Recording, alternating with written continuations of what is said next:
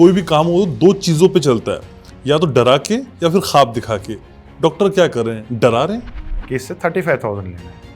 जो चीज़ 3,500 रुपये की है उसके 35,000 रुपये उस डॉक्टर ने उसको बताया कि एक आम मरीज डॉक्टर की नीयत को समझे कैसे। नया डॉक्टर आया, they have to follow certain guidelines जो बड़े वहाँ के डायरेक्टर ने बना दिया है, इर्रेस्पेक्टिव पेशेंट को वो रिक्वायर्ड है या नहीं। आंखों के नाम पे जो इलाज हो रहा है उसमें कौन कौन सी मेन धोखाधड़ी पेशेंट्स के साथ होती है। कभी कभी जैसे कुछ हॉस्पिटल्स होते हैं जिनको बहुत ज़्यादा ज़रूरी नहीं होती कुछ जांचें, और वो उनको ओवर प्रिस्क्राइब करते हैं। आंखों के चश्मे और आंखों के लेंस की बिक्री कहाँ ज्यादा मुनाफा है और कैसे मुनाफाखोरी होती है। तो चश्मे में मार्जिन्स हैं और अच्छे खासे मार्जिन्स हैं कि ब्लू कट चश्मा, ब्लू लाइट ब्लॉकिंग चश्मा, इसके नाम पे बहुत धोखाधड़ी हो। Stop using blue light glasses. Sir ये गेम क्या टारगेट बेस भी है कि इतनी सर्जरी करिए, इतने ऑपरेशन करिए तो फिर आप हमारे हॉस्पिटल में प्रैक्टिस कर सकते, नहीं तो फिर दूसरा हॉस्पिटल ढूंढिए। ये तो है बेसिकली टारगेट बेस्ड है, कॉर्पोरेट्स में तो डेफिनेटली टारगेट बेस्ड है। कैसे आप लोग एक मरीज को डायग्नोस करते हैं, उसकी बीमारी से, या फिर उसके पास कौन सी कंपनी का मेडिकल कार्ड है या ये कितना कैश दे देगा। वहाँ यू डायग्नोज द पेशेंट कि आपको इसको ये बीमारी है, उसके बाद तो कोई दूसरा बंदा उसे हाईजेक करके काउंसलिंग करेगा कि भाई कौन सा लेंस आपके पढ़ना है। सर वाकई हेल्थ सेक्टर को ब्रांडिंग की जरूरत है। आपके ऊपर एक MBA वाला बैठा होगा, वो शाम तक देखेगा कितना रेवेन्यू कलेक्ट हुआ है। कि जहां आंख में ड्रॉप डालनी हो वहां ऑपरेशन बोल दिया जाए। आई में लाइक एक टेक्निक होती है जो बहुत अननेसेसरी टेक्निक है, और आई थिंक पिछले 5-7 सालों में बहुत कम सेल हुई है। बड़े एक्टर एक्ट्रेसेस को पैसा प्रमोशन के लिए दिया गया है तो वसूला भी तो जाएगा। तो वो लेंस बताया गया जो उसको सूट ही नहीं कर सकता था कभी भी। उसे बताया गया कि इस लेंस के पढ़ने के बाद में सबसे बढ़िया दिखेगा, दूर भी दिखेगा, पास भी दिखेगा, यहाँ भी दिखेगा, वहाँ भी। कौन से रेड फ्लैग्स हैं कि समझ जाएगा अच्छा ये डॉक्टर ऐसा कह रहा है तो ये अलार्मिंग जोन है। आपके पास एक दिन में 10 फोन आ रहे हैं, 12 फोन आ रहे हैं कि आपका कल ऑपरेशन शेड्यूल कर देते हैं और आप तुरंत करा लो, ये करा लो। सबसे बड़ा रेड फ्लैग है ये। डॉक्टर ने डरा दिया, ये हो गया, या स्टाफ ने डरा दिया, और वहाँ से फिर जो आपकी जो वसूली टीम है मतलब वो आपको कॉल किए जा रही है कि भाई कहीं पेशेंट सरक ना जाए। एक बड़ा हॉस्पिटल किसी भी डॉक्टर को हायर करते वक्त क्या देखता है सर, उसकी क्वालिफिकेशन या उसकी टारगेट स्किल कि कितना भाई महीने के आखिर में ले आएगा। सामने वाले की पॉकेट देखते हो कि भाई ये कितना पैसा दे सकता है, उसी के बेसिस पर उसे ट्रीटमेंट ऑफर कर देते हो। तो क्या डॉक्टर को जो जिम्मेदारी हॉस्पिटल ने दी है और वो ओपीडी से ऑपरेशन थिएटर तक कन्वर्ट नहीं हुई है या मुनाफे में कन्वर्ट नहीं हुई है तो वो डॉक्टर रिप्लेस हो जाता है। उनको पहले से नोटिस दे दिया जाता है कि भाई अगले महीने से आप कहीं और सर्च करो। आंखों के डॉक्टर के पास मत जाओ, सुबह उठो, सुबह का पहला थूक लगा लो आंखों में और रोशनी देखिए आप। हिंदुस्तान एक ऐसी चीज है जहाँ पे कुछ भी कोई सेल कर सकता है। आप कह रहे हैं कि इंश्योरेंस कंपनी डॉक्टर्स को रेगुलेट करने की कोशिश करते हैं। इंश्योरेंस कंपनीज का बेसिकली होता है कि एक तरीके का दादागिरी है, माफियागिरी है, दादागिरी है, माफियागिरी है। ये प्रेशर डॉक्टर सिंघल ने झेला। Nobody want to take unnecessary pressure.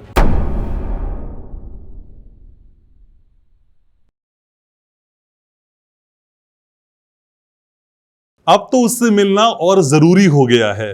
मैंने सुना है उसकी आंखों में मेरा अक्स नजर आता है, लेकिन ये आंखें हमेशा सच बताएं ऐसा जरूरी नहीं। कई बार ये आंखें धोखा भी देती हैं। धोखा आंखों का इलाज कर रहे मरीज की नीयत को समझने के दौरान, क्योंकि आजकल आंखों का जो नंबर है वो क्लिनिक के बिल पे कितना बड़ा लिखा जा सकता है, कुछ कोशिश यही होने लगी है। और सिस्टम के या फिर मरीज के चश्मे को उतारने की जरूरत है।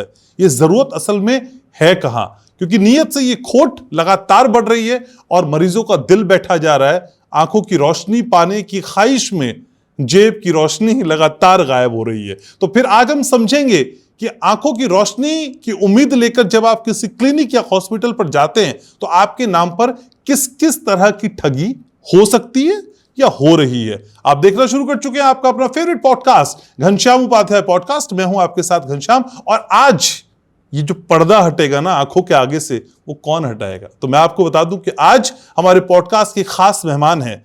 ध्यान से सुनिएगा, दिल्ली NCR के one of the fastest eye surgeon doctor Lalit Singhal. Doctor Lalit, स्वागत आपका। Thank you. आज क्या होने वाला है? आज बूम होने वाला है। लेकिन डॉक्टर ललित, सबसे पहले मैं जो जानना चाहता हूं आपसे यही कि एक आम मरीज डॉक्टर की नीयत को समझे कैसे परखे कि भाई जिसके पास जा रहा है he is the right man. हाँ, इसमें कहीं ना कहीं जो अब जिस तरीके के हॉस्पिटल्स आ गए हैं, कॉर्पोरेट्स भी आ गए हैं, प्राइवेट प्रैक्टिशनर्स भी आ गए हैं, तो वहाँ पेशेंट को कहीं ना कहीं आपको जब भी आप जा रहे हो एक थोड़ी सा आप किसी बीमारी के लिए आते हो तो गूगल सर्च करके जाते हो, थोड़ा बहुत आप एक वो करके जाते हो। उसमें बेस्ट चीज़ ये होती है कि whenever we are going for procedure, कोई भी आपको अगर कोई प्रोसीजर कराना है तो आप 2 ओपिनियन ले लीजिए टू बी डबली श्योर। एक बार आपने एक जगह ओपिनियन लिया और दूसरी जगह फिर आप ओपिनियन उसको वेरीफाई करने के लिए ले सकते हैं। अगर दोनों जगह आपको ऑलमोस्ट सेम ओपिनियन मिल रहा है तो इट मीन्स कि ठीक है, आप कहीं भी ट्रीटमेंट का वो कर सकते हैं। फिर डिपेंड करता है आपके पॉकेट में, जहाँ आपको लगे कि आपको कोई सेम प्राइस में कम पैसों में है वो काम आपको मिल रहा है तो उस तरीके से आप वो कर सकते हैं, उसका फायदा उठा सकते हैं। लेकिन दोनों ही डॉक्टर अगर लूट रहे हों, क्योंकि पहला कॉन्सेप्ट मरीज का दिमाग में यही आता है कि भाई डॉक्टर लूटता है, ऐसा है सर? नहीं, मुझे नहीं लगता है लूटता है, बट इसको मैं इस तरीके से बताऊंगा कि हिंदुस्तान में जैसे अगर आप बाहर कहीं यूएस वगैरह में कहीं ट्रीटमेंट करा रहे हैं तो वहाँ डॉक्टर फीस सबसे बड़ा कंपोनेंट होता है किसी भी ऑपरेशन का, किसी भी प्रोसीजर का। हिंदुस्तान में क्या होता है कि वो डॉक्टर को पैसा नहीं देना चाहते क्योंकि चैरिटेबल बहुत सारे ऑप्शंस हैं, कॉर्पोरेट्स अलग तरीके से हैं, या इंश्योरेंस कंपनीज के थ्रू लोग कराना चाहते हैं। तो यहाँ पर हेल्थ सेक्टर को अगर तो मोटा मोटा डिवाइड करेंगे तो सरकारी अस्पताल हो गए जो बहुत कम 10 to 15% मरीजों को टेक केयर करते हैं, 80-85% जो है प्राइवेट हॉस्पिटल्स हैं। ठीक है। अब प्राइवेट हॉस्पिटल्स में भी आ गए इंडिविजुअल प्रैक्टिशनर और कॉर्पोरेट्स आ गए। अब सबसे बड़ा प्रॉब्लम ये होता है कि कॉर्पोरेट्स जितने भी डिपेंडेंट होते हैं वो होते हैं इंश्योरेंस के, टीपीएस के थ्रू, और वो एक तरीके का पैटर्न है, फिक्स पैटर्न है, या कोई थर्ड पार्टीज होती हैं कभी कभी जिप्सा जैसे, उसके थ्रू, उसके नॉर्म्स के थ्रू प्राइसेस फिक्स हैं, उसके हिसाब से वो वहाँ पर उसका ट्रीटमेंट होता है। अब इंडिविजुअल प्रैक्टिशनर्स जो बचे हुए हैं उनका मेजोरिटी जो अभी एनसीआर में अगर मैं बात करूं, so they are not having like इतने सारे इक्विपमेंट्स है, इतना खर्चा करके वो क्लिनिक में नहीं लगा सकते। उनको they have to be dependent on इधर कॉर्पोरेट्स और किसी न किसी उस पर सेटअप पर, या बहुत सारे इंडिविजुअल प्रैक्टिशनर अगर मिलकर एक कोई सेटअप बना लेते हैं उस पर डिपेंडेंट होता है। आज की तारीख में एक बंदा अपने बलबूते पर बहुत सारा इक्विपमेंट्स खरीद कर लगा कर उस तरीके से कर पाना उसके लिए लगभग इम्पॉसिबल है। ज़मीन का कॉस्ट देख लो, इंफ्रास्ट्रक्चर चाहिए, आपको स्टाफ चाहिए, आपको मशीनें चाहिए, और वो मशीनें भी हर 2-3 साल पर अपग्रेड होती रहती हैं। तो सिंपल सा फंडा ये है कि अगर एक डॉक्टर, और उसमें सबसे इंपॉर्टेंट चीज़ होता है उसका तजुर्बा जो जोड़ता जाता है। डेफिनेटली अगर कोई मैं ऑपरेशन आज 20,000 में कर रहा हूँ, मेरे से 10 साल सीनियर वाला 30,000 में या 40,000 भी कर रहे हैं, तो उसमें एक डॉक्टर फीस है जो उसका वो एडिशनल हो जाता है, प्लस उसमें जो इन्वेस्टमेंट उसका है इक्विपमेंट्स में, वो कहीं ना कहीं वो रिकरिंग एक खर्चा है। तो इसमें लूटना तो एक सही शब्द नहीं होगा, बट उसमें एक ये है कि हाँ, आप किस प्राइस में क्या आपको वहाँ ऑफर हो रहा है, क्या ट्रीटमेंट अवेलेबल है और किस तकनीक से कर रहे हैं। तो आज की तारीख में हर ऑपरेशन के इंडिविजुअल बहुत सारे ऑप्शंस अवेलेबल हैं, और हिंदुस्तान एक ऐसी जगह है जहाँ पर एक रिमोट 1980 का भी डॉक्टर, और 90s के भी, और 2000 के भी, और करंटली सब यंगस्टर्स भी प्रैक्टिस कर रहे हैं, और टेक्निक बहुत ज़्यादा रिवोल्यूशनाइज हो गई है हर ऑपरेटर की। ठीक है। अगर एक जैसे अगर आप कोई भी गॉल ब्लैडर सर्जरी, ये भी ना आई सर्जरी की मैं बात करता हूँ, जहाँ बिना लेंस की सर्जरी से लेकर फिर टाँके वाले हुए, फिर एक बड़े इंसिजन वाले हुए, और इंजेक्शन के साथ में हुए, अब बिना इंजेक्शन फिर हम लोग कर रहे हैं माइक्रो इंसिजन कैटेगरी, फिर फैम्टो भी कर रहे हैं। तो किस पद्धति से कितना आपको बेनिफिट मिलेगा ये कस्टमाइज करना बहुत जरूरी है। अब उसमें जितने भी बड़े बड़े कॉर्पोरेट हॉस्पिटल्स में वहाँ एक एसओपी डिजाइन होता है, नया डॉक्टर आया, they have to follow certain guidelines जो बड़े वहाँ के डायरेक्टर ने बना दिया है, इर्रेस्पेक्टिव पेशेंट को वो रिक्वायर्ड है या नहीं। वहाँ कहीं ना कहीं पेशेंट के साथ थोड़ा बहुत चीटिंग हो जाती है कि भाई मेरे को रिक्वायरमेंट ये नहीं है, लेकिन क्योंकि वहाँ उनका गाइडलाइन उस तरीके से है और मैं उस गाइडलाइन में फॉलो कर गया और मुझे ये काम कराना है। लेकिन अगर आप 1-to-1 बेसिस पे किसी भी प्रैक्टिशनर या डॉक्टर के साथ में बात करते हैं, और आपका अगर ऐसे डॉक्टर्स हैं, जैसे मैं, मेरी प्रैक्टिस में 99 क्या 100% मैं ऐसे पेशेंट्स को कहता हूँ, if they require those things, उनकी डिमांड, उनका क्या एक्सपेक्टेशन है ऑपरेशन से, वो पहले मैं पूछता हूँ, और तब वो क्लियर होने के बाद में then I customise their treatment according to their needs. लेकिन सर बहुत ईमानदारी के साथ में जवाब चाह रहा हूँ, आंखों के नाम पे जो इलाज हो रहा है उसमें कौन कौन सी मेन धोखाधड़ी पेशेंट के साथ होती है?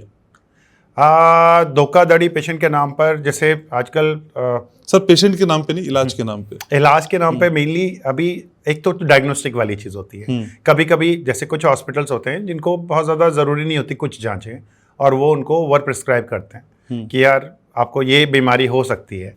अब जैसे किसी को जैसे सिर में दर्द है, भाई आपको ट्यूमर हो सकता है, सिटी स्कैन करो हमारा। ऐसी आंख में बहुत सारी बीमारियां हैं, जैसे ग्लोकोमा है वो मोस्ट कॉमन, जिसमें या रेटिना की कुछ बीमारियां होती हैं जिनको जैसे हम लोग स्कैन के लिए पेशेंट को बोलते हैं कि बहुत सारे हॉस्पिटल्स क्या करते हैं, उन स्कैन्स को एडवाइस कर देते हैं, तबकि इतना रिक्वायरमेंट नहीं होता क्योंकि clinical data nobody want to use. अब उसमें 2 ग्रुप ऑफ थॉट्स हैं। अगर if I meet the doctors, उनसे बात करता हूँ, तो उनका कहना ये होता है कि they need documentation for everything. उन्होंने भाई अपना ये एक डॉक्यूमेंट बना दिया कि अब हमें संदेह था आपको बीमारी नहीं है और दैट्स डॉक्यूमेंटेड। उन्होंने अपना वो कर लिया। अब पेशेंट की पेइंग कैपेसिटी है, पेशेंट का एंग्जाइटी है, पेशेंट का अपना है कि whether they want to shell out money for that और नॉट। कभी कभी ये भी होता है, मेरे साथ उल्टा भी हुआ है। पेशेंट को मैंने कहा कुछ भी दिक्कत नहीं है, आपको कुछ जरूरत नहीं है, और patient went to another doctor, वहाँ पर उसने 5-6 हज़ार रुपये की जांचें उसे कराई और वो सब प्रूव करके उसे वो कर दिया, and they again came back to me, doctor साहब ये सारी जांचें आपने क्यों नहीं बताई। अब पेशेंट, कभी कभी आप पेशेंट को नहीं समझ सकते, यार आपको 6,000 रुपये मैंने बचाए क्योंकि आपको जरूरत ही नहीं है उनकी, दूसरे डॉक्टर के ये जांचें मैं भी कर सकता था अपनी क्लिनिक में, but you don't require those investigation. Patient की साइकिल समझने, कभी कभी क्या होता है कि एक सीडो सेटिस्फेक्शन मिलता है, कुछ जांचें कराने के बाद पेशेंट खुश हो जाते हैं, उनकी बीमारी खत्म हो जाती है। बहुत सारी साइकोलॉजिकल, ऑलमोस्ट 33% पेशेंट मेरी भी क्लिनिक में और किसी भी डॉक्टर की क्लिनिक में they are having some kind of like कुछ डिप्रेशन है, कुछ एंजाइटी, कुछ साइकेट्रिक इलनेस रहती है थोड़ी बहुत, और साइकोलॉजी की वजह से कभी कभी उनको लगता है कि मेरे को काला मोती मिला है। अब अगर मैं बताऊंगा नहीं आपको कुछ भी नहीं है, दे आर नॉट हैप्पी। अब वो दूसरा डॉक्टर जो उन्हें जांचें करा रहे हैं 5-6 हज़ार रुपये खर्च करके और वो प्रूव कर रहे हैं हाँ जी नहीं है आपको, they are happy with that. तो कभी कभी पेशेंट की साइकी भी आपको उल्टी तरफ ले जाती है, आपको कभी कभी समझना पड़ता है, और कई बार रिपीटेडली समझाने के बाद भी नहीं आती चीज़ें, तो फिर then you have to plan for कि हाँ ठीक है हम एक जांच करके ये देख सकते हैं कि इसे रूल आउट हो जाएगा। लेकिन सर आंखों के चश्मे और आंखों के लेंस की बिक्री कहाँ ज्यादा मुनाफा है और कैसे मुनाफाखोरी होती है? चश्मे वाला सेगमेंट ऐसा है कि चश्मे में अभी तो हर तरीके बहुत सारे बड़े बड़े प्लेयर्स हैं और जितनी बड़ी बड़ी कंपनीज हैं, तो ग्लासेस एक बहुत बड़ा एक वो रहा है कि हिंदुस्तान में 140 करोड़ की जनता है और ऑलमोस्ट हर किसी को किसी ना किसी एज पर चश्मा लगना ही लगना है। तो समझो जैसे आपको कपड़ा पहनना जरूरी है, ऐसे चश्मा लगना ही हर स्टेज पर। और इसके लिए 140 करोड़ पीपल है, उनको देखने के लिए देयर आर मेनी ग्रुप्स और बहुत सारे ऑप्टिकल शॉप्स वगैरह हैं, और उनमें क्या होता है कि चश्मे के जो मेजॉरिटी जो लेंसेज बनते हैं वो काफ़ी चाइना से इंपोर्ट होते हैं और वो काफ़ी रीजनेबल प्राइस पे, कम प्राइसेस पे आते हैं, और उनको फिर कुछ कंपनीज हैं जो अपने ब्रांड्स होते हैं उस तरीके से वो बढ़ा चढ़ा के प्रमोट करते हैं और उन चीज़ों को वो, और फिर पेशेंट होता है कि जिनको ब्रांड चाहिए बेसिकली वो ब्रांड के नाम पे कुछ भी XYZ खर्च कर सकते हैं। तो चश्मे में मार्जिन्स डिपेंड करता है कि आप क्या सेल कर रहे हो पेशेंट को और क्या चीज़ हो रहा है, और वो टोटल काउंसलिंग होता है क्योंकि पेशेंट को बहुत कम आइडिया होता है, ब्रांड्स का आइडिया होता है, ब्रांड्स के नाम पे वो लोग दे देते हैं। जो एज सच लेंसेज के बारे में पता होता है वो बहुत कम लोगों को पता होता है। उनको ये पता होता है कि अगर महंगा है तो उसने पिंच किया कि यार ये महंगा है, ये पतले लेंसेज बन गए तो थोड़े महंगे पड़ेंगे, और पीपल आर रेडी टू पे।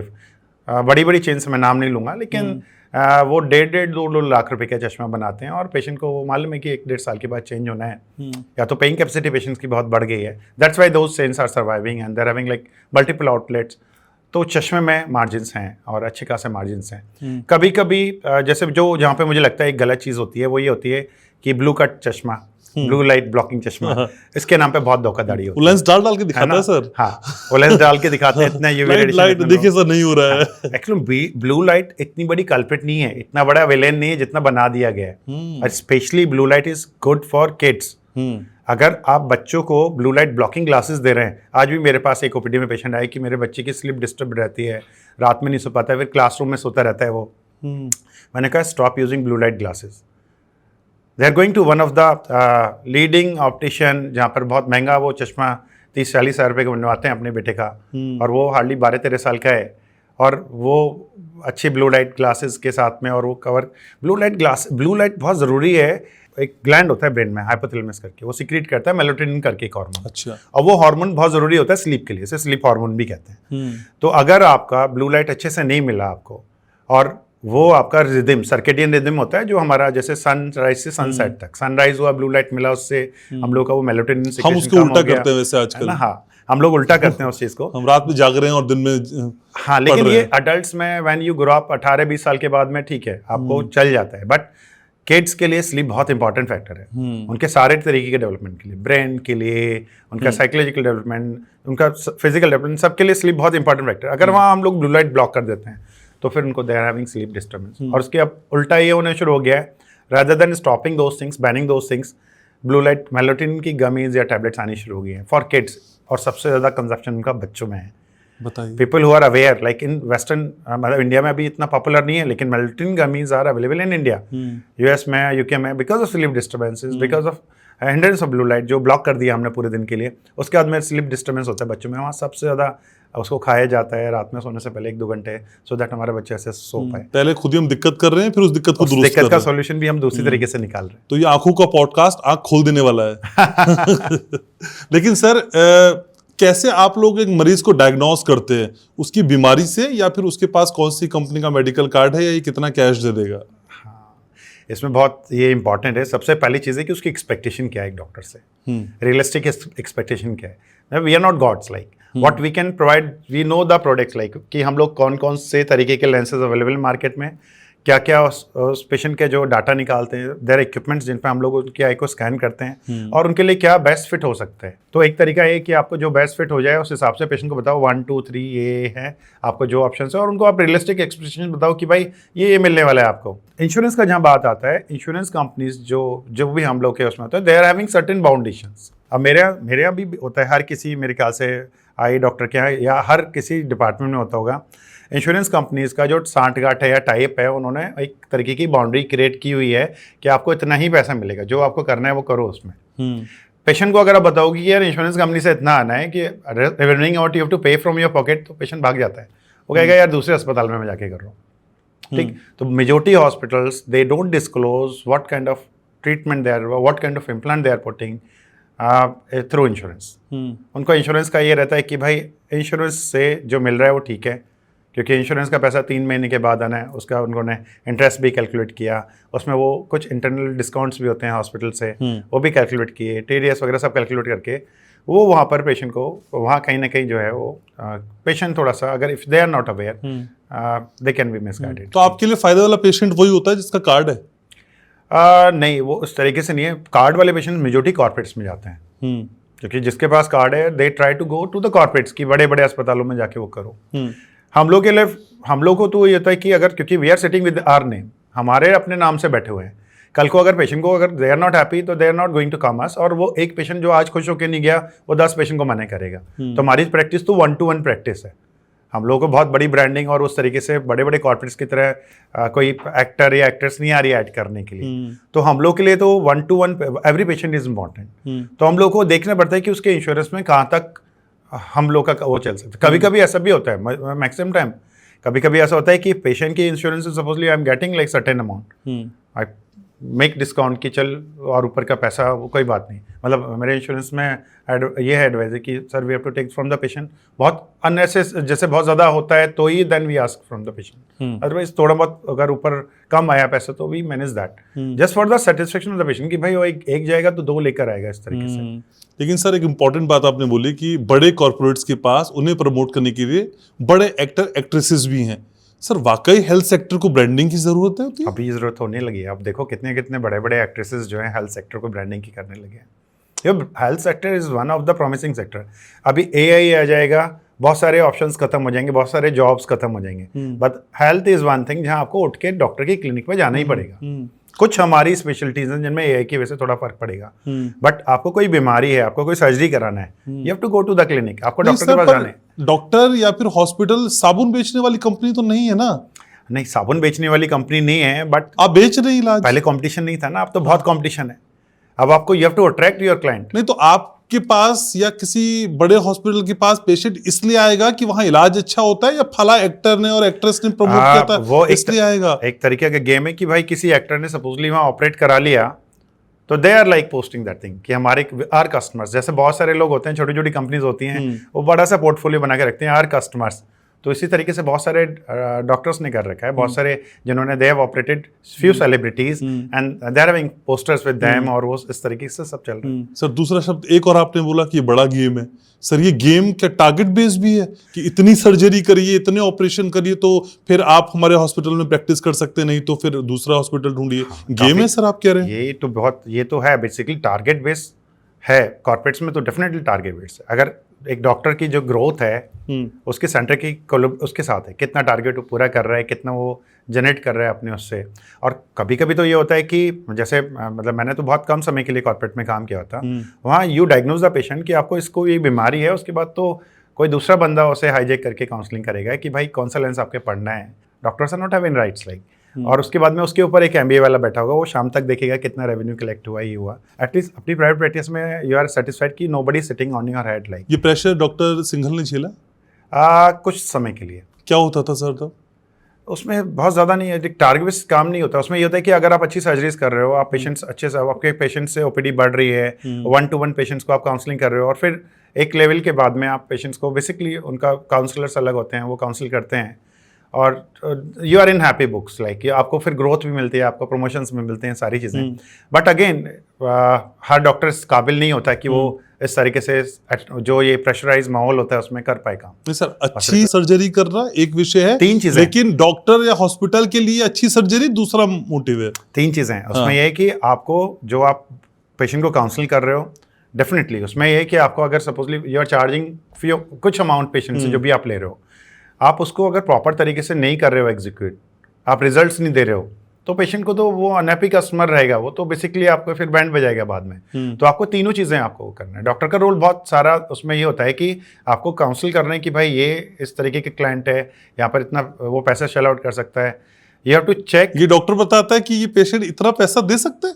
ये डॉक्टर नहीं बताता है, बेसिकली डॉक्टर बताता है आपको ये बीमारी है। हाँ। उसके बाद I am talking about corporates, I am not talking about my self. मैं कॉर्पोरेट ही समझना चाह रहा हूँ। उसमें ये है कि उसमें ये डॉक्टर बस बीमारी डायग्नोज करता है, भाई आपको ये बीमारी है। अब आप जाओ दूसरी जगह जहाँ पर जो है वो दूसरे डॉक्टर जो दूसरे बंदे बैठे हुए हैं, they are going to counsel कि यार ये आपके पॉकेट के ऊपर है कि आप क्या खर्च करना चाहते हो। मतलब उनकी पेइंग कैपेसिटी जानते हैं। Then you see that patient over, and जो पेशेंट वो ऑप्ट करता है उसके बाद में then you have to put those things like, या जो भी सर्जरी करनी है, and then वो again they are going to come to you for results definitely। तो सर क्या ऐसा भी होता है कि जहां आंख में ड्रॉप डालनी हो वहां ऑपरेशन बोल दिया जाए? बहुत अनलाइकली। टारगेट करना है सर फुलफिल।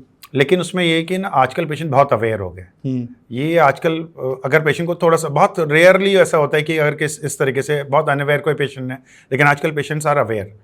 मेरे पास ही कम से कम 2-2, 3-3 ओपिनियन लेने के लिए आते हैं, एक मोटी फाइल लेकर। आज भी मेरे पास एक पेशेंट आया, कहीं किसी हॉस्पिटल में उसे ऑपरेशन नहीं बताया गया, लेकिन 2 पेशेंट जो थी उनको बहुत प्रॉब्लम हो रही थी देखने में, विजिबिलिटी में, उनको कुछ और बता दिया गया। Then they came to me, मैंने उनको दिखाया, और उसमें अब इसी की वजह से we have to be like equipped with certain instruments जहाँ पर हम पेशेंट को सामने दिखा सकें। अभी बहुत इंपॉर्टेंट हो गया, whether we are charging for those equipments और not from the patient. Majority time, जैसे मैं तो अपने यहाँ नहीं चार्ज करता है, लेकिन वो पेशेंट के सेटिस्फेक्शन के लिए, भाई ठीक है, यू आर राइट, आपको you have to save your skin, आपको अपनी खाल भी तो बचानी है भाई। अगर पेशेंट को मालूम पड़ा कल दूसरी क्लिनिक में जाता है और कहता है कि डॉक्टर सिंघल झूठ बोल रहा था, तो कैसे आप उसे वेरीफाई करोगे, जस्टिफाई करोगे? तो सर अगर बड़े हॉस्पिटल जहां बड़े अभिनेता अभिनेत्री प्रमोट कर रहे थे, वहां पे भी यकीन ना करके फिर वो डॉक्टर ललित सिंघल की क्लिनिक पे आ रहा है, तो सर फिर उस प्रमोशन का क्या फायदा हुआ? हाँ, लेकिन वो प्रमोट कर रहे हैं क्योंकि उन्होंने अपना पैसा लिया और प्रमोट करके निकल गए। बट तो सर अगर बड़े एक्टर एक्ट्रेसेस को पैसा प्रमोशन के लिए दिया गया है तो वसूला भी तो जाएगा ना, किससे वसूला जा रहा है? वो भी वसूला जाएगा, और वो सारी चीजें एड ऑन हो जाएंगी हॉस्पिटल एक्सपेंसेस में, और कहीं ना कहीं आपके पॉकेट, मरीज के पॉकेट से भी निकलेगा वो थोड़ा बहुत। तो सर मरीज को जब हॉस्पिटल में जाना चाहिए और डॉक्टर से मिलना चाहिए, और आप तो आई सर्जन है, इसलिए आंखों की मैं बात कर रहा हूँ व्यूअर्स के लिए, तो सर कौन से रेड फ्लैग्स हैं कि समझ जाएगा अच्छा ये डॉक्टर ऐसा कह रहा है तो ये अलार्मिंग जोन है? सबसे बड़ा रेड फ्लैग है कि अगर कोई बहुत जल्दबाजी कर रहे हैं, अभी करा लो, ये करा लो, और जो आपको मतलब पैनिक क्रिएट कर रहे हैं, आपके पास एक दिन में 10 फोन आ रहे हैं, 12 फोन आ रहे हैं कि आपका कल ऑपरेशन शेड्यूल कर देते हैं और आप तुरंत करा लो, ये करा लो, सबसे बड़ा रेड फ्लैग है ये। Don't be in Hari, like elective surgeries के लिए इमरजेंसीज आर डिफरेंट। किसी को अगर हार्ट अटैक हुआ है तो you have to be go in emergency, और आपको इमरजेंसी करना है। बट अगर मैं आई की बात करूँ, आई में इमरजेंसीज बहुत रेयर होती हैं, चोट लग गई, कभी बहुत पेनफुल कुछ चीज़ हो गया, बहुत रेयर, लाइक लेस देन 1%, बहुत 1% भी नहीं। तो यहाँ इलेक्टिव सर्जरीज है। तो when ever somebody is pushing you कि नहीं कल ये हो जाएगा, अगर आप अच्छे से ठीक ठाक देख पा रहे हो, आपको थोड़ा ब्लरी है, मैंने देखा बहुत सारी जगह, बहुत मतलब कुछ हॉस्पिटल्स क्या करते हैं, पेशेंट को इतना ज़्यादा एंजाइटी क्रिएट कर देते हैं, इतना पैनिक कर देते हैं कि पेशेंट को लगता है कि यार मुझे कल करा लेने चाहिए वरना फट जाएगा। और ये बहुत कॉमन प्रैक्टिस है कुछ कॉर्पोरेट्स का।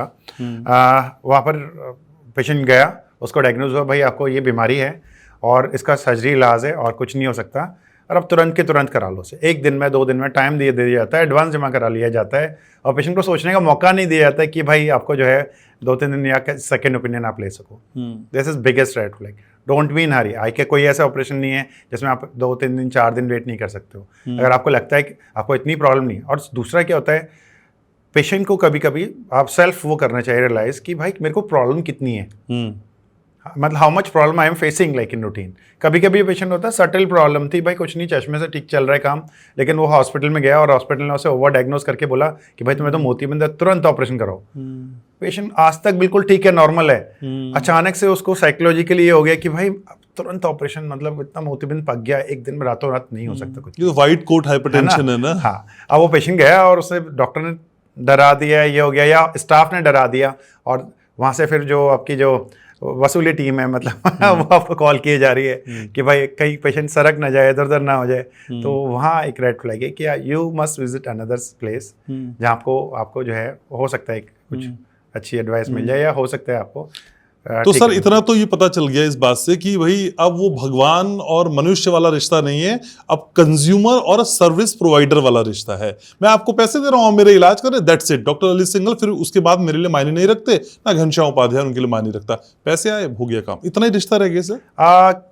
अभी सब जगह इस तरीके से नहीं हुआ है। मैं वही बताया, क्योंकि मैं मतलब प्रैक्टिस इन लास्ट 20 ईयर्स, तो बहुत सारे पेशेंट्स ऐसे हैं कि पर्सनलाइज की तरह हो गए, उनके चेहरे पहचान गया, उनके मतलब जनरेशंस आ रही हैं। When you generate a trust ना, तो फिर वो अलग चीज़ है। जैसे आपका फादर को किया, उसके बाद बेटे को हो गया, उसके बेटे का भी फिर लेजिक किया, इस तरीके से। तो अब जनरेशंस व्हेन यू आर मतलब they are coming to you, तो सर्टेन आपने कुछ अच्छा किया, अच्छा कर्म किया, उसके बाद वो पूरी चेन और उसकी जनरेशंस आ रही हैं, उनके बहुत सारे रिश्तेदार आ रहे हैं। एक पेशेंट मेरे से उसकी फैमिली काफ़ी बड़ी है, एंड वो ऑलमोस्ट मोर देन 70 सर्जरीज अपनी फैमिली में करा चुका है। अच्छा, है ना।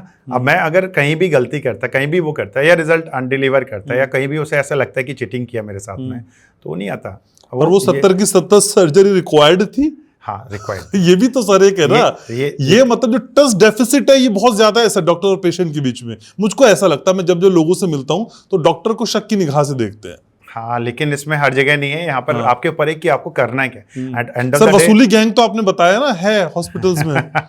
वो तो एक डिपार्टमेंट रहता है बेसिकली यार, लेकिन वो कॉर्पोरेट हॉस्पिटल में होता है। हमारी क्लिनिक में तो बेसिकली छोटे क्लिनिक्स होते हैं, यहाँ पर पेशेंट को 1-to-1 देखा जाता है, डायग्नोज है। तो सर आज आपको बुलाया है इसीलिए ना कि बड़े एडवर्टीजमेंट के प्रलोभन में ना फंसे, जो सच है उसे अपना लें। तो डॉक्टर ललित सिंघल, अभी तो आपका अपना प्राइवेट क्लिनिक है और वहाँ आप लोगों की सेवा कर रहे हैं, लेकिन सर कॉर्पोरेट वाला भी अनुभव आपके पास है। एक बड़ा हॉस्पिटल किसी भी डॉक्टर को हायर करते वक्त क्या देखता है सर? उसकी क्वालिफिकेशन या उसकी टारगेट स्किल कि कितना भाई महीने के आखिर में ले आएगा? पहले वो क्वालिफिकेशन देखता है, कहाँ से आपने फेलोशिप किया है, कितनी सर्जरीज आपने की हुई है, कितना एक्सपीरियंस आपका है, और डेफिनेटली आपको जो पैकेजेस ऑफर करते हैं वो लास्ट पैकेजेस क्या था, उसी हिसाब से आपको वो पैकेजेस ऑफर करेंगे। उसके बाद में फिर then they observe you like, क्योंकि हर डॉक्टर का अपना तरीका होता है काम करने का, अपने क्लाइंटेज होते हैं। बहुत सारे कॉर्पोरेट हॉस्पिटल्स क्या करते हैं, डॉक्टर्स को रोटेट करते हैं। अच्छा, हाँ, 2 तरीके के डॉक्टर्स होते हैं उसमें, one they are doing OPDs और वन डूइंग सर्जरीज। तो जो सर्जरीज कर रहे हैं तो उनको रोटेट करते रहते हैं, जैसे इस सेंटर में किया, फिर इस पे किया। इसमें ओपीडीज वाले डॉक्टर्स अलग होते हैं जो मैनेज करते हैं पेशेंट्स को। बहुत रेयरली ऐसा होता है कि जो डॉक्टर आपको मरीज देख रहा है वही ऑपरेशन कर रहा है, क्योंकि उसके लिए क्या होता है, एक सर्जन को अफोर्ड करना इट्स टफ, लाइक वो ज़्यादा कॉस्टली पड़ता है। ओपीडी वाले डॉक्टर्स सस्ते थोड़े पड़ते हैं उस तरीके से, तो ये भी चलता है। अब उसमें जब आप काम कर रहे होते हो उस कॉर्पोरेट के साथ में, तो आपको सबसे इंपॉर्टेंट चीज़ देखते हैं कि आप कितने पेशेंट्स को अपनी बात क्लियरली कर पाते हो और कितने पेशेंट आपके उस ओपीडी से कन्वर्ट हो रहे हैं। और वो सारा एक डाटा निकलता है, और वो उसके ऊपर भी फॉलोअप्स होते हैं पेशेंट्स के, और उसके ऊपर भी मंथन होता है कि भाई ये क्यों नहीं हुआ, ये क्यों चला गया, कहाँ से आया, उस तरीके से चीज़ें होती हैं। तो वो सारा जो है उनका जो टीम होती है, उनके MBAs वाले बंदे होते हैं, मार्केटिंग वाले बंदे होते हैं, वो मैनेज करते हैं। तो एक it's a kind of like पूरा एक लाला की दुकान। लाला की दुकान से थोड़ा ऊपर। अच्छा। लाला तो 2-4 बंदों के साथ में काम कर लेता है। उद्योगपति की दुकान। उद्योगपति की दुकान। यहाँ पर हर बंदे को अपना अपना काम पता है, हर बंदे को एक रोल पता है, और वो उस हिसाब से वो एक टारगेट अचीव करने वाली। तो सर ऐसा भी होता है क्या, मैं एक छोटे से एग्जांपल के साथ में समझना चाहता हूँ। जैसे मैं न्यूज़ चैनल में काम करता हूँ, तो हर थर्सडे हम लोगों की TRP आती है। हाँ। और माना मैं एक शो 8 से 9 का करता हूँ जो प्राइम टाइम शो है, तो उसकी रेटिंग देखी जाती है कि इसकी रेटिंग कितनी आई, और अगर मैं वो रेटिंग नहीं दे पा रहा हूँ तो फिर उस एंकर को उस चंक से रिप्लेस कर दिया जाता है। तो क्या डॉक्टर को जो जिम्मेदारी हॉस्पिटल ने दी है और वो ओपीडी से ऑपरेशन थिएटर तक कन्वर्ट नहीं हुई है या मुनाफे में कन्वर्ट नहीं हुई है, तो वो डॉक्टर रिप्लेस हो जाता है? बिल्कुल होता है। क्या होता है? ये तो यूनिवर्सल लॉ है, उन्हें उसको बता दिया जाता है भाई कि आप 1 महीने जो भी उनका जो बॉन्ड होता है। क्या बताया जाता है? उनका बॉन्ड जितना भी साइन होता है उनको पहले से नोटिस दे दिया जाता है कि भाई अगले महीने से आप कहीं और सर्च कर लो या उसके 2 महीने के बाद सर्च कर लो, बिकॉज आप you are not like able to perform like जो भी कुछ एग्जाम्पल देके कुछ भी करके कि आप अपनी ड्यूटीज़ अच्छे से नहीं कर पा रहे हो, आप कोई भी आपके फ्लॉ निकाल के आप वो कर दिया जाता है। और बहुत मोस्ट ऑफ द टाइम भी होता है कि ऐसा एनवायरनमेंट क्रिएट हो जाता है कि बंदा ही समझ जाता है कि ठीक है यार यहाँ से निकल जाऊँ इससे पहले कि कुछ और वो पहले से ही रिज़ाइन कर देता है। Most of the time doctor who resign, क्योंकि nobody want to take unnecessary pressure कि हर दिन आपको मीटिंग करें, हर दिन कुछ बोला जाए या एंड ऑफ द मंथ आपको बोला जाए, तो इसलिए वो जो है वो खुद ही रिज़ाइन कर देता है। लेकिन सर डॉक्टर को जो समझा रहा होता है असल में वो डॉक्टर ही होता है या वो MBA वाला होता है? मार्केटिंग वाले बंदे होते हैं। अच्छा। और अगर उस ग्रुप को कोई सीनियर डॉक्टर वो करता है तो वो भी होता है, तो पूरा एक टीम होती है और उसकी पूरी हायरार्की होती है कि इस तरीके से ये बंदा यहाँ होगा। और टारगेट्स भी होते हैं, मंथली टारगेट्स भी होते हैं, बट नॉट विद अस। हम लोग को तो बेसिकली अब तब आप प्राइवेट प्रैक्टिस, यही फ़र्क होता है कि तब आप वो प्रेशर नहीं वो कर पाते हो, तो यू स्विच इनटू यार 2 ही ऑप्शन है, या तो आप जो है वो अपना ओपन कर लो, बट उसमें क्या स्लो एंड स्टडी होता है कि ठीक है उसके भी अपने प्रॉस एंड कॉन्स हैं, बट यू आर हैप्पी कि nobody is like at least what ever you feel with the patient. कभी ऐसा होता है, कुछ पेशेंट्स आते हैं जिनको मैं सिर्फ 1 मिनट देता हूँ, किसी पेशेंट को 10 मिनट भी देता हूँ, कभी कभी उनके घर वालों को भी बुला के समझाता हूँ। तो ये जो लिबर्टी, ये जो ईज है, ये आपको तभी मिल पाती है when you are doing for your own thing. तो आप कहीं ना कहीं कनेक्ट, और अगर आप बहुत सारे डॉक्टर्स कितने भी कॉर्पोरेट्स आ जाएं, बट इंडिविजुअल प्रैक्टिशनर्स नहीं खत्म होने वाले, या इंडिविजुअल प्रैक्टिशनर्स को इतना फर्क नहीं पड़ना। उसका रीज़न क्या है कि we are 1-to-1 connected with the patient, है ना। हम लोग सुनते हैं उनकी, हम लोग उनको, और कभी कभी तो सिर्फ आई ट्रीटमेंट से भी ऊपर हमें उन्हें एडवाइस करना पड़ता है। डायबिटिक कोई पेशेंट आ गया कि भाई क्या खा रहे हो, कैसे कर रहे हो, दिखाओ इस तरीके से, या उसकी काउंसलिंग करनी पड़ती है कि भाई आपको यू आर इन डिप्रेशन, आप इसको दिखाओ उसको दिखाओ। तो सब चीज़ें जो है वो 1-to-1 when you treat them as a family की, तो फिर आपको वो ऑटोमेटिकली आपको समय नहीं मिलता, आपको इतने पेशेंट्स कनेक्ट हो जाते हैं आपके साथ में कि आपको टाइम नहीं मिलता। लेकिन सर उस कॉर्पोरेट में काम करने वाले डॉक्टर पे आप कह रहे हैं कि इतना मेंटली प्रेशर होता है तो कि अगर वो पेशेंट को भी देख रहा होता है तो उस डायलेमा में, उस इल्यूजन में भी रहता है कि भाई मेरा टारगेट फुलफिल नहीं हुआ। नोबडी लाइक अनटिलनेस, आप देखो कितनी जल्दी स्विच होते हैं जॉब्स, उसका रीज़न है अनटिलनेस देयर। मैं 1-2 को छोड़कर बाकी जितने भी कॉर्पोरेट हॉस्पिटल्स हैं, डेफिनेटली जो मेन उनका ब्रेड एंड बटर, जो अर्निंग है वो वहाँ से है। अगर वहाँ से उनके जो पेशेंट्स हैं जो कन्वर्ट नहीं हुए और वहाँ से उनका रेवेन्यू जनरेट नहीं हुआ, तो वो सैलरी कैसे निकालेंगे उस डॉक्टर की? उनके लिए भी है। तो और आज की तारीख में एक डॉक्टर की सैलरी कोई छोटा मोटा अमाउंट नहीं होता। तो उन सबको वो 1 महीने 2 महीने, जैसे आपने कोई बिजनेस खोला, आप 1-2 महीने लॉस, 3 महीने 4 महीने डिपेंडिंग अपॉन रिजल्ट आप देखोगे, उसके बाद आपको लगेगा नहीं आ रहा, तो भाई आउट करने के अलावा आपके पास और कोई विकल्प नहीं है। तो it goes other way around, but sometimes उसमें क्या होता है कि you start selling those things जो बहुत बड़े लेवल पे बताया जाता है, बड़ा चढ़ा के बताया जाता है ना। वो कुछ सर्जरीज हैं, जैसे लेसिक है फॉर एग्जांपल, है ना। लेसिक बहुत हॉट सेलिंग चीज़ है आज की तारीख में। अब लोगों को मतलब ये बता दिया जाता है भाई ये टेक्निक है, ये बेस्ट टेक्निक है। मेरे पास में भी होते हैं, बहुत सारे पेशेंट आते हैं, ये टेक्निक कर लो, ये बेस्ट टेक्निक है। अब किसी ने आपको मतलब बता दिया, सोशल मीडिया पे किसी ने बोल दिया कि ये लेटेस्ट चीज़ आई है और ये बिल्कुल बढ़िया है, ये एयर ड्रिवन आ गई, ये आ गया, ये वो आ गया, बट पेशेंट गॉट कन्फ्यूज। उनको हाफ कुक नॉलेज आपको दे दी गई। एक बंदे ने कोई इक्विपमेंट लगाया, सपोजली नई कंपनी का कुछ लगा दिया, आपने उसको प्रमोट कर दिया। जैसे मैं कोई नई मशीन लगा के मैं उसको प्रमोट कर दूं कि भाई ये मशीन बेस्ट है, वर्ल्ड में बेस्ट है, बट सामने वाला जो बंदा है जिसको सर्जरी होनी है, हो सकता है उसके पास सारे ऑप्शंस खुले हुए हो। मैं अननेसेसरी, जैसे अगर मैं 2 लाख रुपए एक सर्जरी का ले रहा हूँ, उसका 50,000 में वही काम हो जाए जो 2 लाख में, तो मैं why should I like inch that thing, like मैं उसको क्यों पुश करूँ कि बेस्ट के नाम पर मैंने उससे 2 लाख रुपए ले लिए। They can afford, but without having any problem वही रिजल्ट मैं 50,000 की सर्जरी में दे सकता हूँ, तो मैंने वो क्यों नहीं बताया उसे, ये भी है। तो उसमें जो है लोग इस तरीके की प्रोपेगेंडा आते हैं, और उसमें अभी सोशल मीडिया को भी इस तरीके से यूज़ किया जाता है। ऐसा डबल एजेड स्वॉर्ड, आप इस तरीके से भी यूज़ करते हो, उस तरीके से भी यूज़ करते हो। तो बहुत सारे पेशेंट्स ऐसे होते हैं जिनको अगर किसी ने कोई सपोजली वीडियो देख लिया कहीं कि भाई इस डॉक्टर ने बता दिया ये बेस्ट है, तो वो फिर आपके पास आएगा, वो कहेगा वो वाली बेस्ट वाली चीज़ चाहिए मेरे को, तो और कुछ चाहिए नहीं। हालांकि उसकी ज़रूरत हो या ना हो, उसकी रिक्वायरमेंट हो ना हो, उसके बिना, तो ये सबसे बड़ा प्रॉब्लम। तो लेकिन सर उस ट्रस्ट को कहीं ना कहीं डॉक्टर ने डिच किया ना, कि सोशल मीडिया पे ज़्यादा है कि डॉक्टर पे नहीं है। बिल्कुल, तो वो ट्रस्ट अभी बार बार ब्रीच हो रहा है।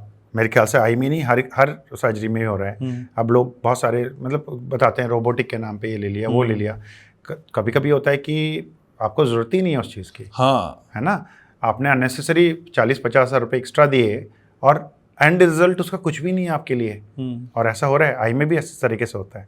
आई में लाइक एक टेक्निक होती है जो बहुत अननेसेसरी टेक्निक है, और आई थिंक पिछले 5-7 साल में बहुत कम सेल हुई है। बाहर तो कई यूरोपियन कंट्रीज में तो सेल ही नहीं हो रही वो टेक्नोलॉजी, बट इंडिया में still people are selling that, people are pinching to the patient कि भाई ये करा लो, ये रोबोटिक इस तरीके से हो जाएगा, 1-2 स्टेप्स, और you have to shell out 20,000, 30,000, 40,000 extra for thing. But आपका कोई रोल ही नहीं है उसमें। आपको वो 20-30 हज़ार रुपये एक्स्ट्रा, आपको एंड रिजल्ट क्या है? कुछ भी तो नहीं। सर कोई एक ऐसा पेशेंट आपके पास आया जो किसी बड़े हॉस्पिटल में गया और आके जब उसने आपको बताया तो आपको लगा भाई ये तो बहुत बड़ा धोखा था, कोई ऐसा एक्सपीरियंस आपके दिमाग में आ रहा है? मेरे पास में कुछ पेशेंट्स आते हैं जो मतलब ये टकराते रहते हैं कभी कभी पेशेंट्स का। मेरे पास एक अभी मतलब थोड़े दिनों पहले एक पेशेंट आया था जिसको शुगर की वजह से पर्दा बहुत डैमेज था। ओके। और वो अच्छा खासा डैमेज था और उसको मोतियाबिंद भी था। अच्छा। तो मैंने उसको कहा कि आपको लेंस पड़ेगा बट आपके पर्दे का भी इलाज चलेगा, और वो दोनों चीज़ें जो है आपकी अलग अलग चीज़ें। वो पेशेंट कहीं गया दूसरे हॉस्पिटल में, वहाँ उसे वो लेंस बताया गया जो उसको सूट ही नहीं कर सकता था कभी भी। और उसे बताया गया कि इस लेंस के पढ़ने के बाद में सबसे बढ़िया दिखेगा, दूर भी दिखेगा, पास भी दिखेगा, यहाँ भी दिखेगा, वहाँ भी। और वो उसमें आके और he shell out almost like close to 1 lakh rupees, 1 lakh रुपये उसने। तब कि मेरे को समझ में नहीं आया कि पर्दा पिछले डॉक्टर ने देखा नहीं देखा, उसके पर्दे में पोटेंशियल ही नहीं था, रोशनी नहीं था, और से वो लेंस इम्प्लांट कर दिए गए। And then he came again came back to me. नहीं आई उसकी रोशनी बहुत अच्छी। He was not at all happy affordability के बेसिस पे, because he can shell out. आपने वो चीज़ उसे इम्प्लांट कर दी जिसकी रिक्वायरमेंट ही नहीं थी। तो ये सबसे बड़ा धोखा था बेसिकली, और वो बहुत कॉमन है। क्या आप देखते ही नहीं हो कि आपको सामने वाले की पॉकेट देखते हो कि भाई कितना पैसा दे सकता है, उसी के बेसिस पर उसे ट्रीटमेंट ऑफर कर देते हो। It should not be done. Like आपको पहले देखो, हर चीज़ डिफरेंट है। जैसे आज के तारीख में आप कपड़ा लेने जाते हो, एक होता है रेडीमेड, आपने लिया पहन लिया, एक होता है tailor made. I is totally tailor made, customise हर चीज़। अभी जिस तरीके से रेडिएशन एक्सपोजर हो रहा है, स्क्रीन एक्सपोजर हो रहा है, हर आई अलग से शेप, मतलब उसका इतना डिस्टॉर्ट हो गया नॉर्मल आई से कि we have to do customize treatment in almost every है। जो जिसकी रिक्वायरमेंट है, अगर उससे हम थोड़ा इधर उधर जाएंगे तो they are not going to be happy. तो वो चीज़ अभी भी लाइक है बेसिकली बहुत सारे लोग।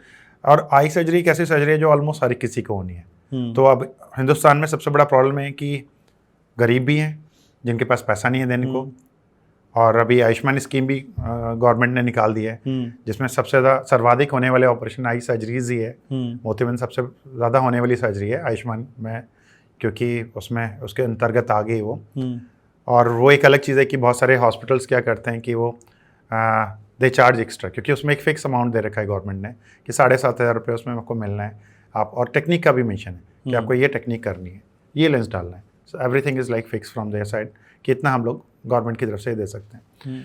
अब उसमें ये होता है कि हम लोग पेशेंट को ट्रीट करते हैं। वो कुछ बहुत पेशेंट होते हैं, बहुत सारे पेशेंट आते हैं, कहते हैं कि हमें तो आपने 7,500 बताया था, 8,000 रुपये मिल रहे हैं यहाँ से, वहाँ तो 35,000 रुपये का लेंस डाल रहे हैं क्योंकि 35,000 रुपये मिल जाता है उन्हें। प्रैक्टिकली पॉसिबल ही नहीं है। वो कहीं और एडमिट करते हैं, किसी और नाम से लेते हैं, वो 3 दिन भर्ती रखते हैं। तो बहुत सारे हॉस्पिटल इस तरीके से चल रहे हैं। उनका करोड़ों रुपया साल का वो महीने का गवर्नमेंट से आ रहा है, क्योंकि मरीज़ एडमिटेड है, किसी और बीमारी के लिए एडमिट किया, कुछ और दिखाया और आपने इस तरीके से किया। तो गरीबों के साथ ये भी हो रहा है, तो वो भी करोड़ों रुपए कमा रहे हैं। कई सारे मेडिकल कॉलेजेस में इन्वॉल्व में जो कर रहे हैं। तो क्या मॉनिटरिंग सिस्टम कहीं लैग करता है हमारा? बहुत सारी, कितनी मॉनिटरिंग करोगे आप? हाँ। आयुष्मान का एक मरीज़ अगर मैं या ऑपरेट करते हैं किसी हॉस्पिटल में, तो उसके पहले फ़ोटो, थंब इम्प्रेशन, ऑपरेशन के फ़ोटो, ऑपरेशन के बाद के फ़ोटो, सब कुछ जाते हैं उसमें, है ना। गवर्नमेंट ये तो ऑब्जर्व कर सकता है कि ये वहाँ पर इस तरीके से। अब अगर आपने बीमारी चेंज करके कुछ और दिखा दिया, पेशेंट को 3 दिन वहाँ रख लिया, तो आप कहाँ तक मॉनिटर करोगे? और तो इसलिए इंडिया में कितना और किस तरीके से आप मॉनिटर करोगे? देयर इज लैक्स हॉस्पिटल्स, और जितने बंदे हैं ऊपर जो मॉनिटरिंग करने वाले हैं, वो एक दिन में जैसे 1000 सर्जरीज हो रही हैं, 2-3 लाख सर्जरीज हो रही हैं एक दिन में। तो कैसे मॉनिटर कर लोगे आप? तो बहुत मुश्किल है उस चीज़ को मॉनिटर करना। अभी AI भी आ गया उसमें, AI जनरेटेड टूल्स आ गए, बट AI भी काम करता है कुछ चीज़ों पे। जितना वो डाटा होगा उसमें, वो डाटा से थोड़ा मिसमैच होगा, वो ठीक है कैंसिल कर देगा, रिजेक्ट कर देगा। ठीक है, बट अब तो एंकर्स भी AI हो गए हैं। हाँ, टोटली कि बहुत सारे जॉब्स AI की वजह से खत्म होने वाले हैं। But health sector is one sector जो अभी खत्म नहीं होगा इस तरीके से, यही कहने की बात भी। ठीक है, लेकिन सर सोशल मीडिया में कई महानुभाव ये भी समझाते दिखाई देते हैं, भाई आंखों के डॉक्टर के पास मत जाओ, सुबह उठो, सुबह का पहला थूक लगा लो आंखों में और रोशनी देखिए आप। हिंदुस्तान एक ऐसी चीज़ है जहाँ पे कुछ भी कोई सेल कर सकता है। मेरे पास एक बच्चा है, थोड़े दिनों पहले उसको -8 नंबर था, काफ़ी ज़्यादा नंबर था। मैंने, और उसके ये था कि because of mobile usage, poor nutrition बढ़ता जा रहा था। 1 साल के बाद आया 9 हो गया। मैंने उससे कहा कि यार तू जो है ना भाई थोड़ा सा मोबाइल बंद कर दे, ये कर दे। उसके पेरेंट्स ने कहा डॉक्टर साहब कोई ऑल्टरनेट बताओ, मोबाइल तो बंद हो ही नहीं सकता। फिर they went to some other clinic, एक किसी डॉक्टर के पास में गए नोएडा में ही, और उन्होंने वहाँ उन्होंने सबसे पहले उनका चश्मा उतार के तोड़ के फेंक दिया डस्टबिन में। अच्छा। उनको 30-40 हज़ार रुपये की दवाइयाँ दी और उन्होंने कहा 5-6 महीने आपको खानी है दवाइयाँ, और उसके बाद आपका चश्मा ख़त्म हो जाएगा। 6 महीने के बाद वो पेशेंट फिर से आया मेरे पास में 2-3 लाख रुपए की दवाइयाँ खाने के बाद, एंड उसने कहा बड़ा खुश होकर कि डॉक्टर साहब आप चेक करो मेरे बच्चे का चश्मा। मैंने कहा यार तुम चश्मा नहीं लगा रहे 6 महीने से, वो और बढ़ चुका है नंबर। तो ये इग्नोरेंस है। मतलब किस तरीके से, क्या छल कपट से पेशेंट को, क्या मतलब लोगों को क्या, क्योंकि यहाँ सबसे बड़ा प्रॉब्लम है एजुकेशन का। एजुकेशन बहुत प्रॉपर नहीं है, इग्नोरेंस बहुत है, और बंदे बिलीव करते हैं मिरेकल्स में, कोई जादू हो जाएगा। अब लार में अच्छा खासा बैक्टीरिया भी है, अलग इंजाइम्स भी हैं जो आपके खाने को डाइजेस्ट करते हैं। वो आपको कैसे हेल्पफुल हो सकता है आई के अंदर? Not at all. लाइक ये सलाइवा दिया है उसमें लाइपेज है, बहुत सारे ऐसे सिक्रेशंस हैं जो आपके फूड डाइजेशन में हेल्प करते हैं। बट आई के अंदर जो टीएस दिए हैं वो अलग पीएच है, अलग सब्सटेंसेज हैं, उसमें इलेक्ट्रोलाइट्स हैं, उसमें अलग तरीके के सेल्स दिए हैं ऊपर वाले ने। अगर ऐसा होता तो कॉमन ही नहीं देता, तो पॉसिबल ही नहीं है। वो जो आप मॉर्निंग का अलार्म लगा रहे हो तो फुल ऑफ बैक्टीरिया होता है, बिना ब्रश किए आप जो कर रहे हो, आप इन्फेक्शन कर रहे हो अपनी आई के अंदर। और एक इग्नोरेंस है कि किसी ने महानव ने बोल दिया और वो हो गया। लेकिन सर कॉर्पोरेट चेन्स और प्राइवेट क्लिनिक, अगर मैं 3 बड़े अंतर समझूं कि भाई क्या बड़े अंतर हैं 3, तो वो क्या हो सकते हैं? प्राइवेट क्लिनिक पे you get 1-to-1 like kind of connection with the doctor, with the patient, you know the doctor. ऐसे मैं बैठा हूँ तो पिछले इतने सालों से patient is coming with my name. Corporate में क्या होता है, आज एक डॉक्टर को दिखा रहे हो, अगले दिन कुछ नहीं मिलेगा आपको, हो सकता है 3 महीने बाद, 6 महीने बाद वो डॉक्टर वहाँ सेंटर पे ना मिले आपको। कॉर्पोरेट चेन में सबसे बड़ा प्रॉब्लम ये है। कॉर्पोरेट चेन इतना एडवर्टाइजमेंट करके दिन रात हर जगह रेडियो पर इतने बड़े बड़े बैनर्स, सो उन्होंने एक ब्रांड क्रिएट किया हुआ है। या मैं बताया कि एक्टर एक्ट्रेसेस उनके लिए तो एक ब्रांड उन्होंने क्रिएट कर लिया है, और उस ब्रांड के कंपैरिजन में ब्रांड के वो बेसिकली अब now they are selling that brand. अब पेशेंट अगर जा रहा है तो उस ब्रांड के नाम पर जा रहा है, उसको नहीं पता कौन डॉक्टर वहाँ ट्रीट करेगा, उसका कितना तजुर्बा है और कितनी सर्जरीज वो कर चुका है, और कल को अगर वो 2-3 महीने 6 महीने बाद जाएगा तो हो सकता है वो डॉक्टर भी ना मिले वहाँ पर। और उनका एक फिक्स पैटर्न है जिस तरीके से वो काम करते हैं।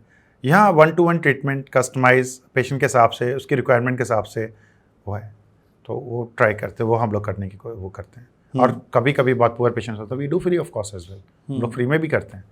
वो ह्यूमन, क्योंकि एक तरीके का आपका यू आर इमोशनल, आपको लगता है कोई पेशेंट सच में बहुत गरीब है, नहीं दे सकता, नहीं अफोर्ड कर सकता, तो आप करते। Corporate I think there is no corporate जो इन द वर्ल्ड जो अपने उसके हिसाब से फ्री में कोई ट्रीटमेंट कर दे। लेकिन सर डॉक्टर से मिलने जाओ, डॉक्टर ठीक से बात करता क्यों नहीं है? मतलब कई बार तो ऐसा होता है कि डॉक्टर से बात करने की हिम्मत जुटाना पेशेंट के लिए बड़ी बात हो जाती है। वो इतना बिजी होते हैं या पता नहीं बिजी साउंड करते हैं या एक्ट करते हैं कि आप दूसरे से तीसरा सवाल नहीं पूछ पाते उनसे। ये पहले होता था बेसिकली, तब डॉक्टर सर अभी भी होता है, मैं कोट नहीं करना चाहता। डॉक्टर पॉपुलेशन रेशियो बहुत स्क्यूड था पहले।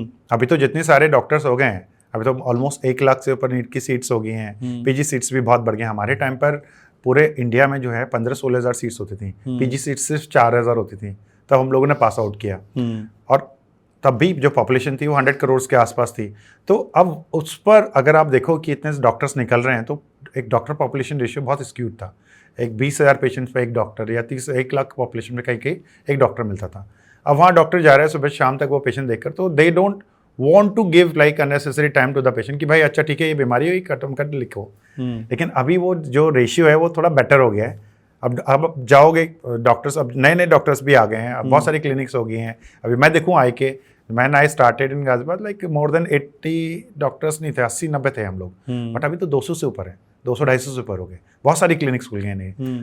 सो definitely they are having more time and they are like more polite, वो आराम से आंसर दे सकते हैं। पुराने जो डॉक्टर्स होते थे उनके पास टाइम ही नहीं होता था, तो आप तीसरा क्वेश्चन पूछोगे वो एरोगेंटली बाहर वाले को भेज देगा कि भाई जाओ इनको समझाओ इस तरीके से। और उनको मेन चीज़ ये होता था कि रीज़न क्या, आप जब बैठते हो कभी कभी यू फील लाइक मालूम पड़ा 50 पेशेंट आपकी ओपीडी में बाहर बैठे हुए हैं और यू स्टार्ट योर डे अभी, और आपको एक बर्डन है कि यार 50 को भगाना है करके ट्रीटमेंट करके, और उसमें से एक कोई अननेसेसरी आके 2 4 5 क्वेश्चंस पूछना, तो कभी कभी कुछ डॉक्टर्स का थ्रेशोल्ड बहुत लो होता है और फिर आउट कर देते हैं, या वो बहुत ब्लंटली रिप्लाई करते हैं आप कि भाई ठीक है I don't want require you, आप जो है जहाँ जाना दिखा लो, लेकिन मैं ये ट्रीटमेंट लिख दिया आप वो करो। लेकिन अभी थोड़ा सा चीज़ें चेंज हो गई है, अभी लाइक बहुत सारे क्लिनिक्स आ गए हैं, बहुत सारे डॉक्टर्स आ गए हैं, we are having many options, और कोई डॉक्टर एरोगेंटली बात करता है तो वी आर हैविंग ऑप्शन कि आप दूसरी जगह दिखा सकते हो। और एटलीस्ट अब पेशेंट को कभी कभी जो अगर पेशेंट लगता है, जैसे कुछ बीमारियाँ होती हैं जो बहुत विजन थ्रेटनिंग होती हैं कि भाई अंधा हो जाएगा अगर सही राइट टाइम पे मैं उसे नहीं समझाऊंगा, अच्छा, तो आपको टाइम स्पेयर करना पड़ता है, आपको उसकी बीमारी की गंभीरता उसे बतानी पड़ती है, और ये चीज़ अगर आप नहीं करोगे तो डेफिनेटली आपको वो पेशेंट जो है वो बाहर निकल के गालियाँ देगा, या हो सकता है 2 4 6 महीने के बाद गालियाँ दे के यार उस डॉक्टर ने मेरे को इस तरीके से नहीं बताया कि कितनी इंपॉर्टेंट चीज़ है। जहाँ ज़रूरत है वहाँ आपको बताना है, अननेसेसरी आप बताओ उसको पैनिक क्रिएट कर दो, भाई ये है जल्दी जल्दी करा ये करा, तो you have to keep a balance, like उसके लिए एक डॉक्टर का भी अपना एक वो बैलेंस बना के रखना पड़ता है। सर कहते हैं कि कोई भी काम हो 2 चीज़ों पे चलता है, या तो डरा के या फिर ख्वाब दिखा के। डॉक्टर क्या कर रहे हैं, डरा रहे हैं? डराना भी ज़रूरी है और समझाना भी ज़रूरी है। जहाँ कभी कभी ये लगता है कि बहुत पेशेंट का जो यहाँ पर कभी कभी बहुत इग्नोरेंट होता है, कुछ पेशेंट होते हैं जिनको टालना होता है कि नहीं डॉक्टर साहब आराम से करा लेंगे, ये करा लेंगे, और तब की उनकी बीमारी बहुत गंभीर स्टेज में होती है। उस स्टेज पर डराना बहुत ज़रूरी है। पेशेंट को अगर आप नहीं डराओगे, नहीं समझाओगे, उसके घर वालों को नहीं दिखाओगे कि यार देखो ये इतना डैमेज हो गया और आने वाले दिनों में ये ख़त्म हो जाएगा, वो पेशेंट उस तरीके से नहीं समझेगा।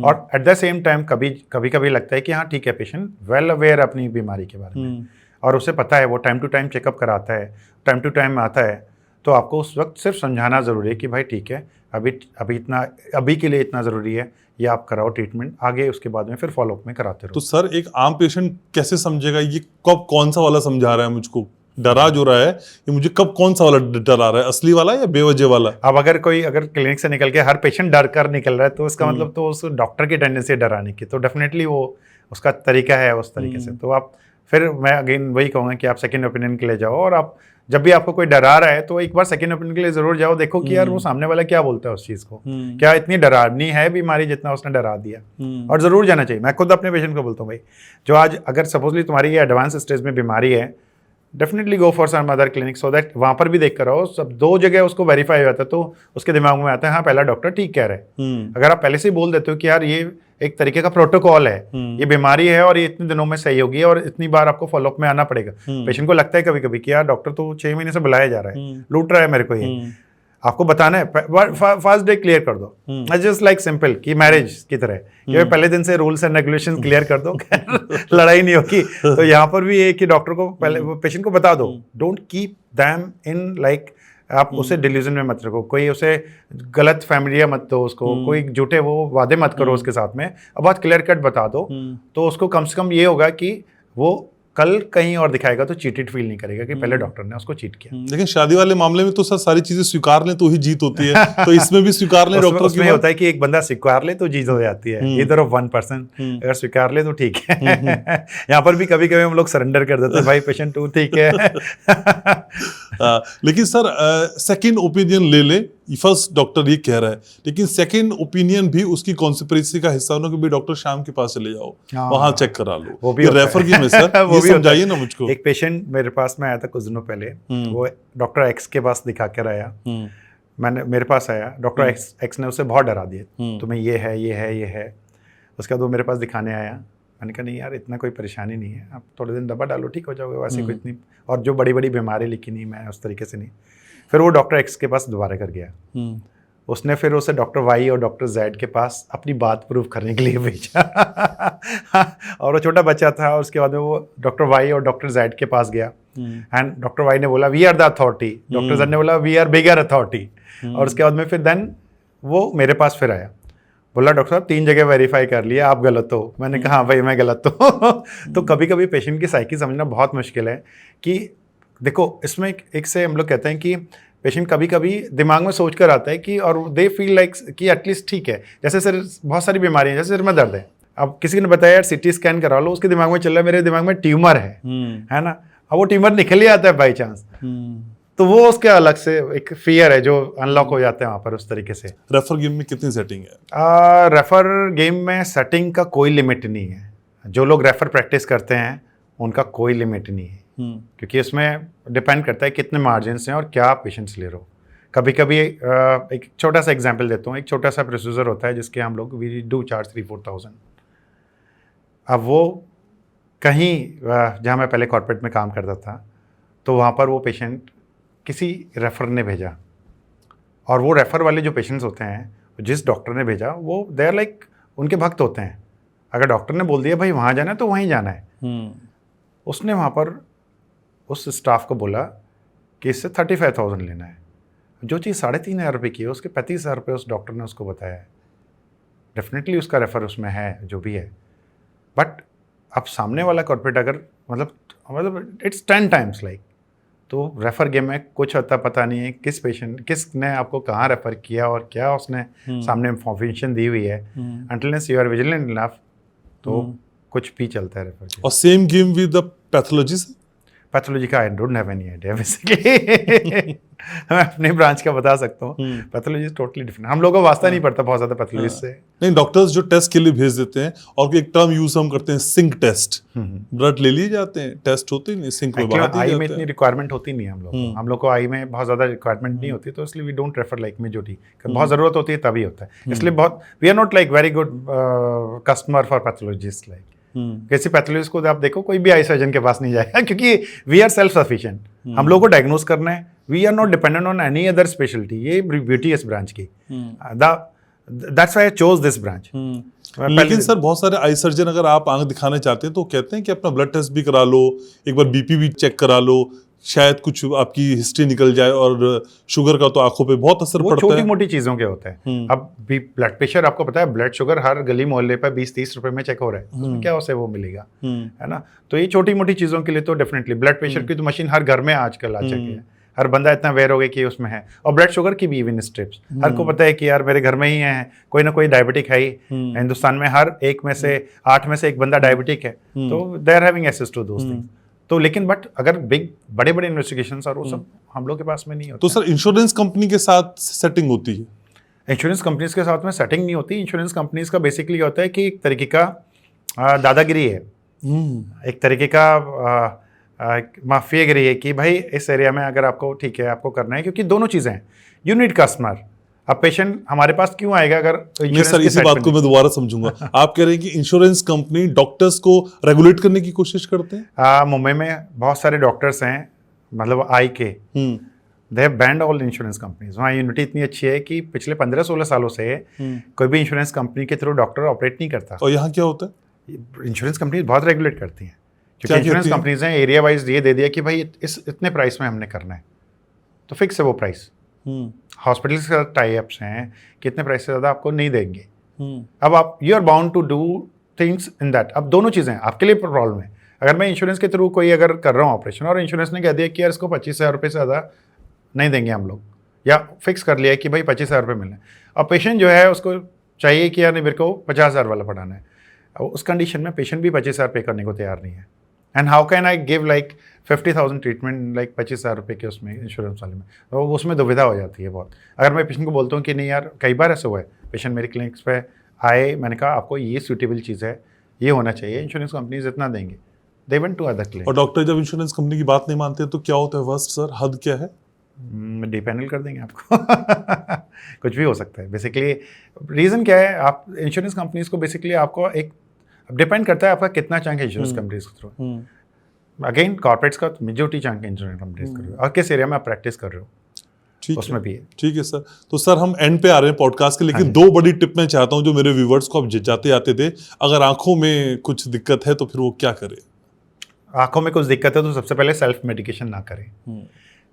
हिंदुस्तान में आप किसी भी मेडिकल स्टोर पर जाओगे, हर चीज़ की दवा वो, क्योंकि वो आधा डॉक्टर होते हैं, केमिस्ट जो होते हैं वो आपको पुड़िया बना के दे देंगे, ये खाओ, सुबह खाओ, दोपहर खाओ, शाम को खाओ, बट आई ड्रॉप्स ना डालो।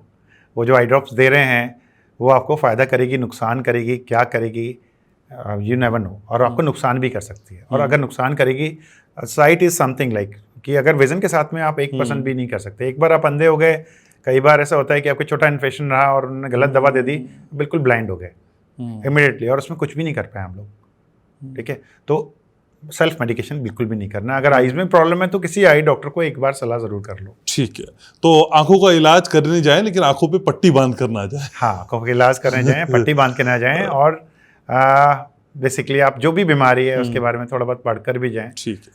ठीक है सर, आज समय इतना ही, लेकिन मैं उम्मीद कर रहा हूं कि हम बहुत जल्द दोबारा मिलेंगे। हाँ। Thank you so very much sir, आपने समय निकाला, thank you Thank so you. Very much. तो आज के इस पॉडकास्ट को यहीं समेट रहा हूं, लेकिन इस वादे के साथ कि अगले किसी पॉडकास्ट से फिर मुलाकात होगी और आपसे ही जुड़ी हुई बात मैं कहूंगा। आप जानते ही हैं, मैं ही हूं जो आपके साथ रहता हूं, आपकी बात कहता हूं। लाइक करना, शेयर करना, सब्सक्राइब करना अभी आपकी आदत में शुमार हो गया है, लेकिन ज्यादा से ज्यादा इस पॉडकास्ट को देखना है, क्योंकि बात आपकी है, आपकी सेहत की है। याद रखिएगा, मैं आपसे बहुत प्यार करता हूं।